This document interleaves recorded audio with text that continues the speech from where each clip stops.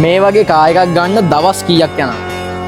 අද ගන්න පුළුවන්. අද ගන්න පුළුවන්? අද වැඩ කරොත් අද ගන්න පුළුවන්. අනිවාර්යෙන්. ඔව් පැය 24ක්වත් තවම වශයෙන් වැඩ කරන්න ඕනේ. හොඳ ස්මාර්ට් ප්ලෑන් එකක් හදා ගන්න ඕනේ.